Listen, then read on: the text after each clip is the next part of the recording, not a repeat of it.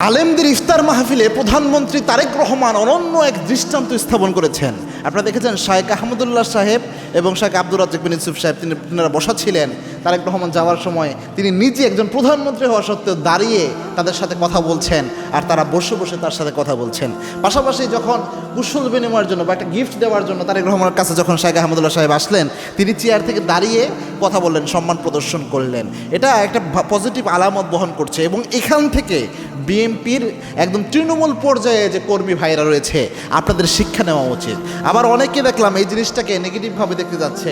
অনেকে বলতেছে যে শায়েখ আহমদুল্লাহ সাহেব তিনি কি সরকারি আলেম হয়ে গেলেন কিনা, এরকম কথাও অনেকে বলতেছে। তো আমরা এইভাবে না দেখি, যত তারা যেহেতু রাষ্ট্র ক্ষমতায় বর্তমান রয়েছে, আলেমরা তাদেরকে পরামর্শ দিবে, তিনি আলেমদের সাথে বসবেন, এটাই ভালো। এইভাবে হলেই দেশ স্বাভাবিকভাবে পজিটিভিটির দিকে যাবে। এবং বিগত স্বৈরশাসন আমলে সবচেয়ে বড় দৈন্যতা এটাই ছিল, সরকার পক্ষের যারা ছিল আলেমদেরকে তারা দুশ্মনে পরিণত করেছিল।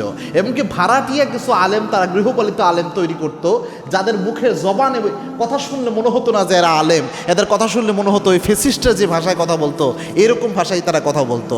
সুতরাং ওই অবস্থা থেকে তার এই পরিবর্তন, এটা সত্যিই প্রশংসার দাবিদার। পাশাপাশি শহীদ প্রেসিডেন্ট জিয়াউর রহমান সাহেব, তিনি তো প্রচুর আলেমপ্রেমী একজন মানুষ ছিলেন, যেহেতু তার রক্ত, এজন্য তার অটোমেটিক্যালি তার মধ্যে এই জিনিসটা এসেছে। আমরা দোয়া করছি আল্লাহ আরও বেশি তাকে আলেমপ্রেমী বানাক। এবং এখান থেকে শিক্ষা নিতে হবে কর্মী ভাইদের, বিশেষ করে বিএনপির যারা কর্মী রয়েছেন। শুধুমাত্র আপনার নেতা এই চরিত্রগুলো ধারণ করলো আর আপনি অনুসরণ করলেন না, তাহলে কখনোই পরিবর্তন আসবে না। আপনার নেতা অধিক গাড়ি ব্যবহার করে তেল খরচ করা, এটা থেকে নিজেকে বিরত রাখে, অপচয় রোধ করার জন্য অল্প গাড়ি ব্যবহার করে, সাদামাঠা জীবন যাপন করে। আর আপনাদের কর্মীদের মধ্যে যদি কেউ চাঁদাবাজি, দুর্নীতি, রাজনীতিতে জড়িত হয়ে যায়, তাহলে ইমেজ কখনোই ভালো হয় না।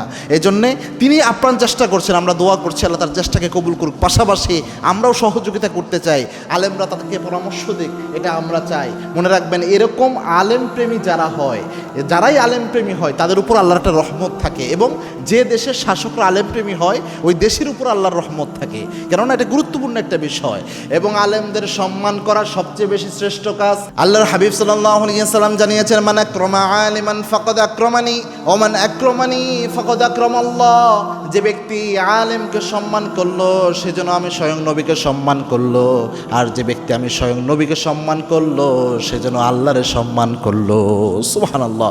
সুতরাং এই কাজটা অনেক বেশি প্রশংসার দাবিদার। পাশাপাশি একটা জিনিস মনে রাখবেন, আপনার কোনো আলেম যদি এমন হয় যে সে বিএনপি করে না, হয়তো অন্য কোনো দল করে, অথবা জামাত ইসলাম করে, চরমনাই করে, ইসলামী আন্দোলন করে, যে দলই করুক না কেন, এরকম যদি হয়, কিন্তু সে একজন আলেম, খবরদার আপনি তার সাথে এমন অবস্থায় যায়েন না যেটা আলেম বিরোধী অবস্থান।